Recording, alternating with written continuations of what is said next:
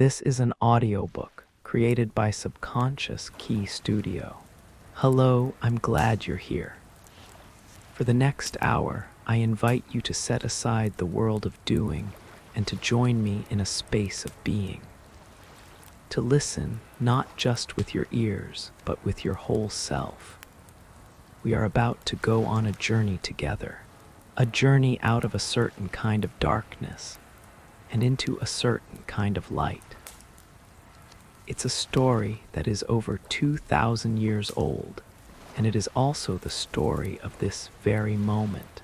It is Plato's Allegory of the cave, and it is the story of your own awakening.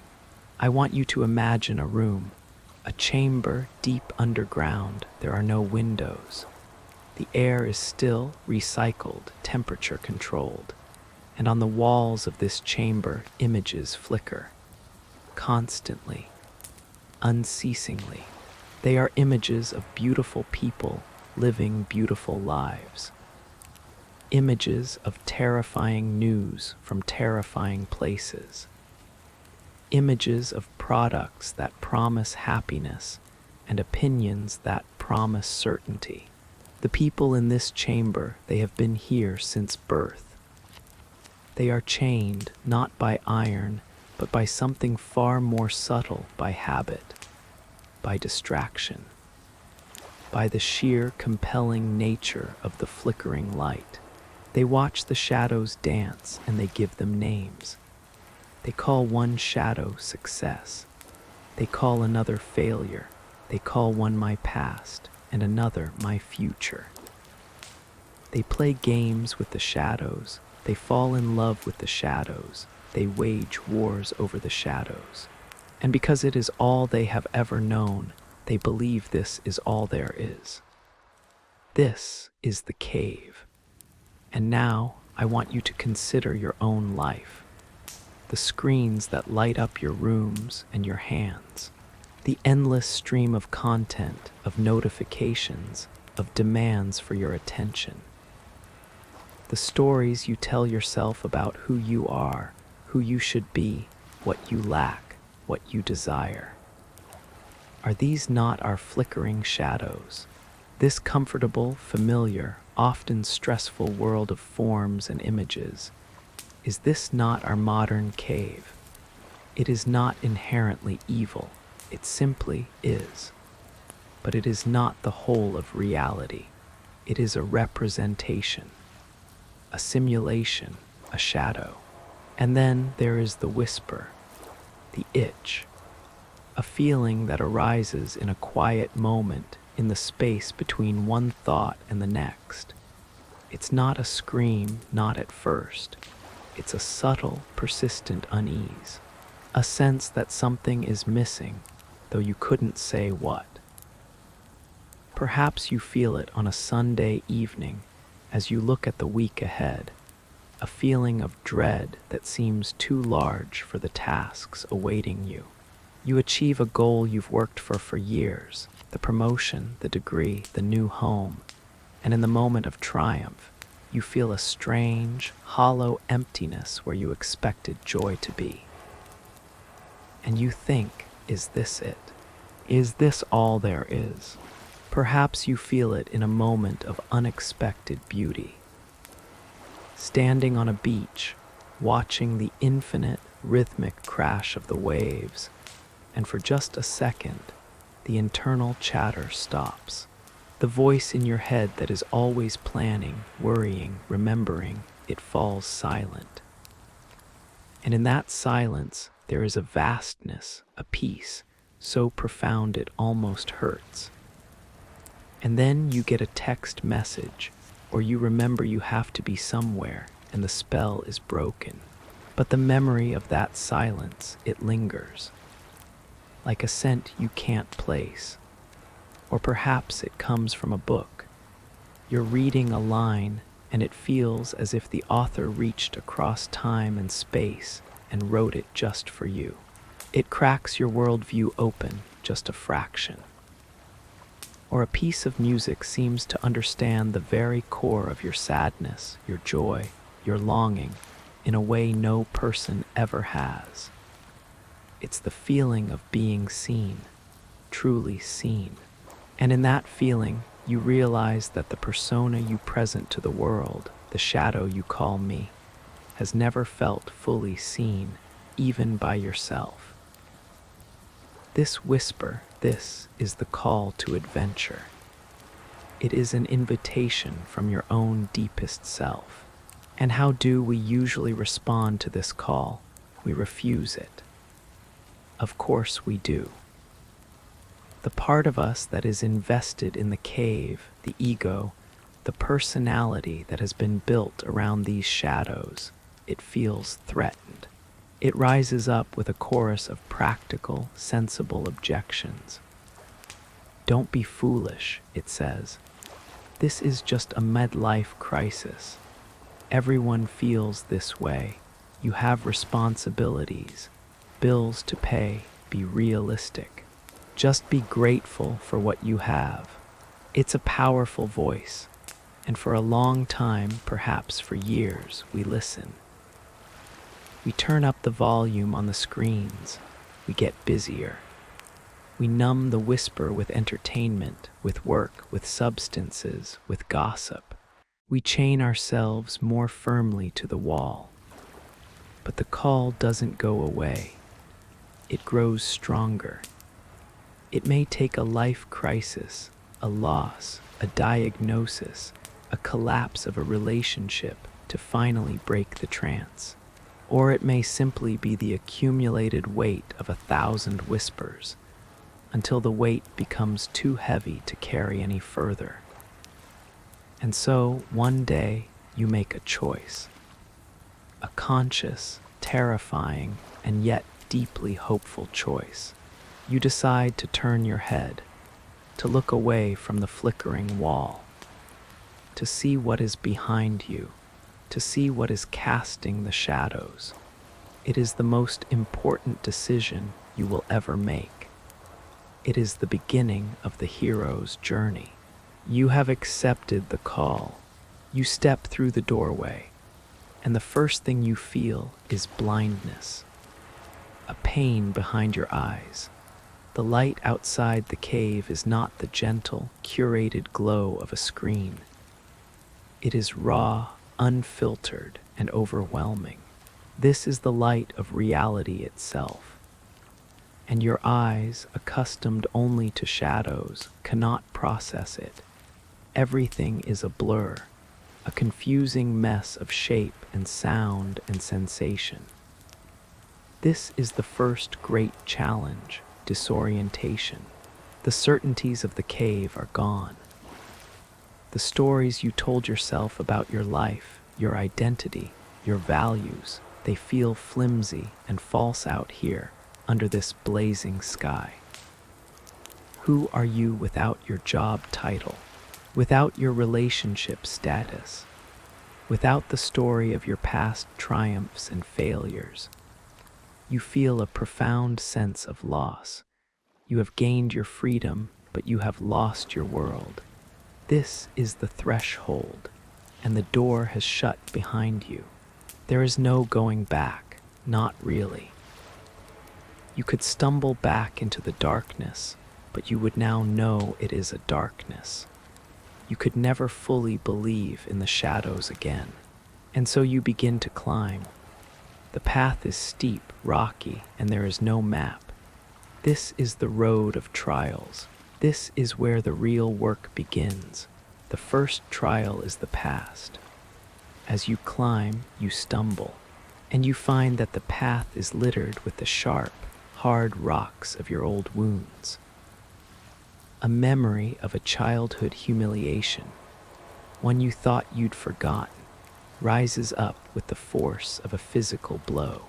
An old regret, a betrayal, a failure, they are no longer just stories you tell. They are energies trapped in your body, and they are demanding to be felt, to be acknowledged, to be released. The cave allowed you to watch them as shadows on the wall at a safe distance. Out here, there is no distance. You must feel them, This is not a distraction from the path. This is the path. The second trial is the voice of the ego. The part of you that built its identity in the cave is terrified of its own annihilation. It will scream at you. It will use every trick it knows. It will tell you you are selfish for taking this journey. It will tell you you are going insane. It will invent catastrophes waiting for you back in the cave. Your career is ruined. Your loved ones have abandoned you. It will try to bargain. Let's just go back for a day, a weekend. We can check our messages, make sure everything is okay, and then we can come back out. I promise. This voice can be merciless. Its job is to keep you safe by keeping you small, to survive even if it means living a half-life in chains. And then comes the third, and perhaps the greatest trial, the dark night of the soul.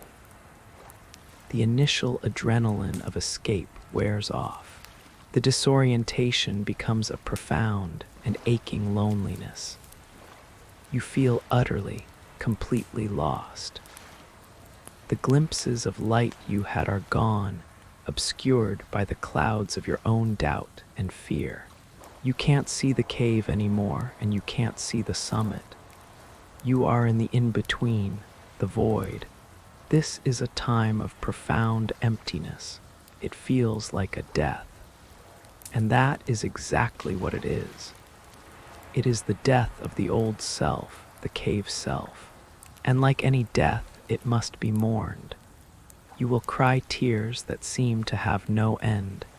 You will rage against the universe. You will feel a despair so deep it seems it will swallow you whole. This is the crucible. This is where the hero is not born, but dissolved, so that something new can be forged in its place. I remember my own dark night.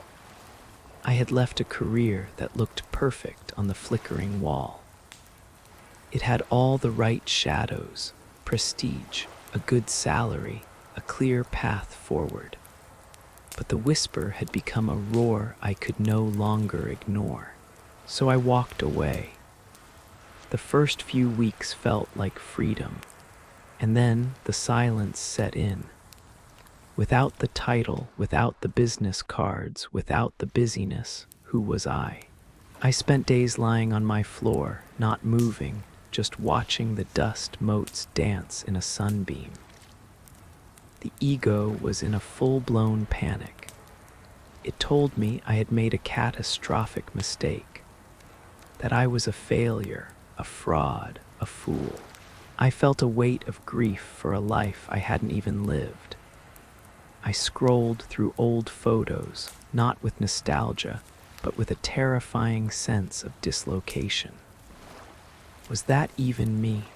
One night, it all came to a head. I felt a pressure in my chest, so immense I thought I was having a heart attack. It was all the unfelt pain, all the uncried tears, all the words I had never spoken, rising to the surface at once. I didn't fight it. I had no strength left. I just let it come. I wept until I was empty.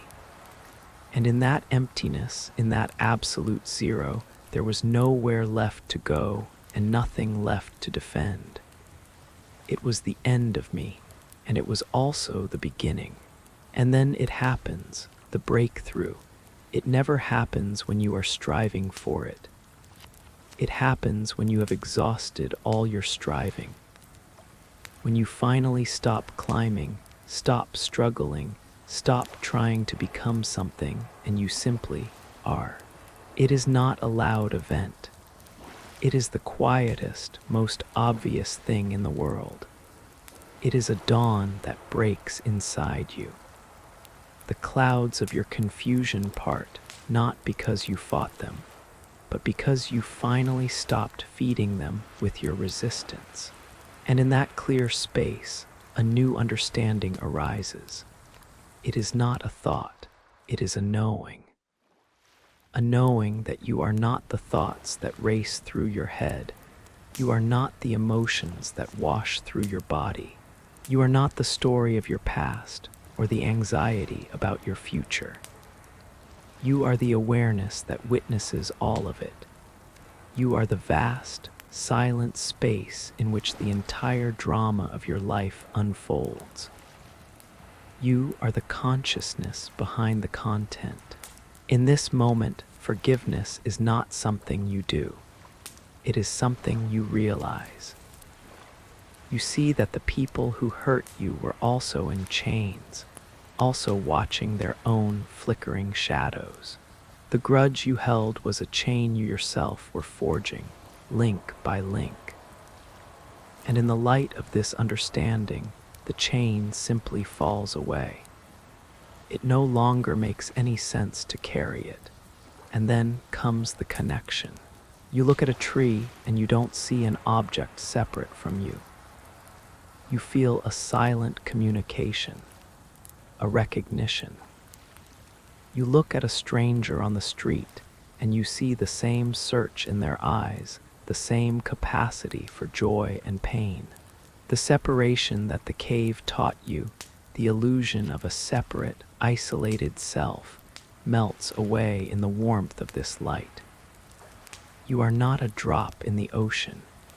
You are the entire ocean in a drop. This is a glimpse of the sun. This is what the mystics call union. This is enlightenment. It is not a final state you achieve. It is your fundamental nature, which you have simply remembered. So you have seen the sun. You cannot live on the sun. You cannot stare at it forever. You must come back down, but you do not come back empty-handed. You bring a boon, a treasure, not a material thing, but a shift in perception that is more valuable than any jewel. The first boon is perspective. You can now see the dramas of the cave for what they are.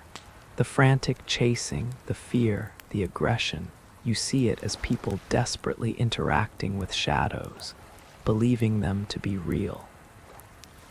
Your own problems don't disappear, but your relationship to them is utterly transformed. They are no longer world-ending catastrophes. They are passing weather patterns in the vast sky of your awareness.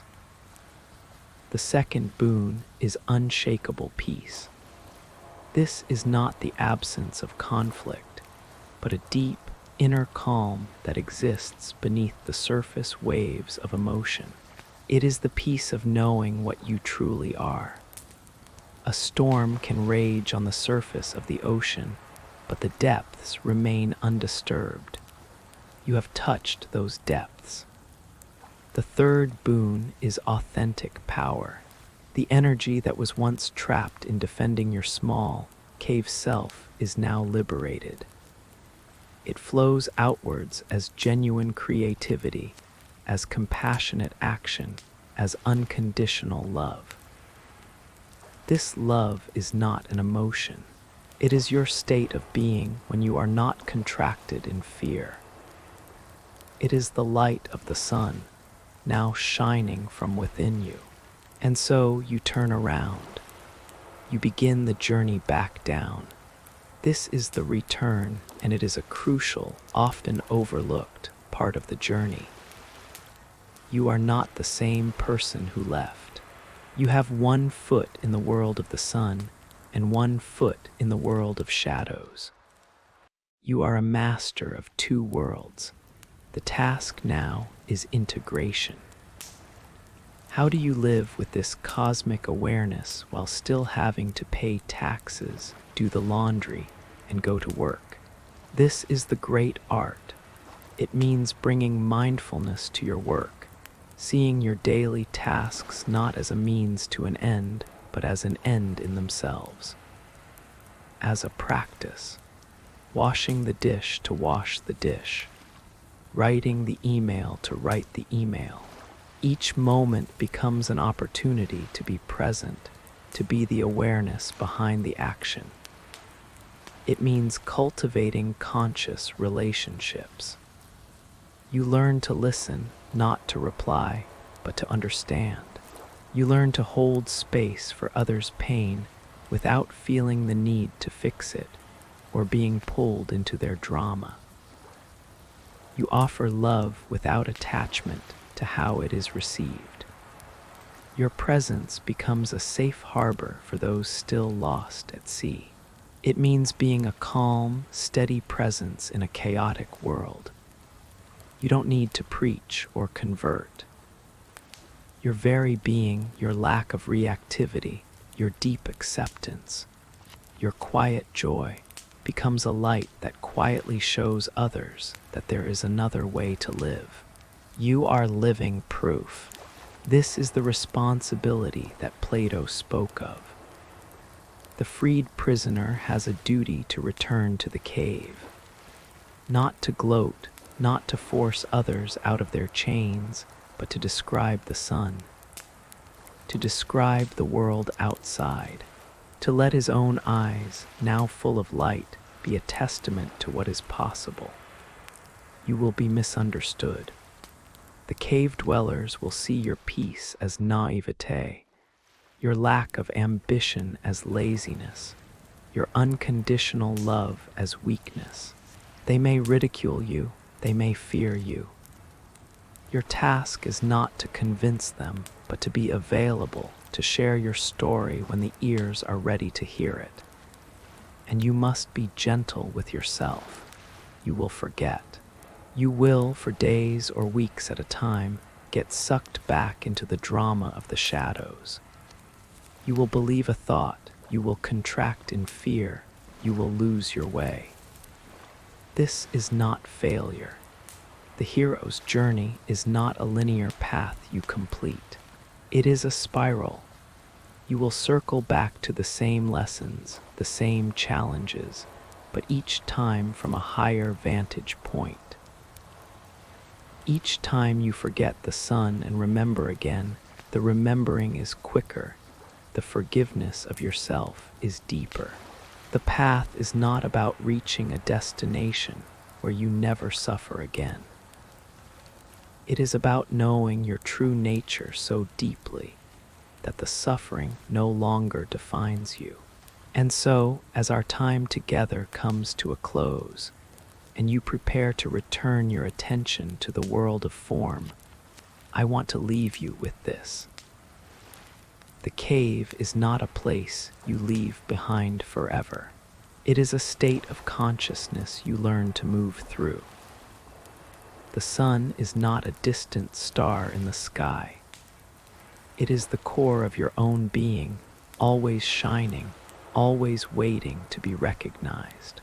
So as you go about your life, I invite you to carry this question as a gentle companion.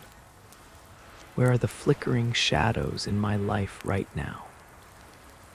And where, even in the smallest crack, in the warmth of your coffee cup, in the feeling of your breath, in the eyes of someone you love, can I see a glimpse of the sun?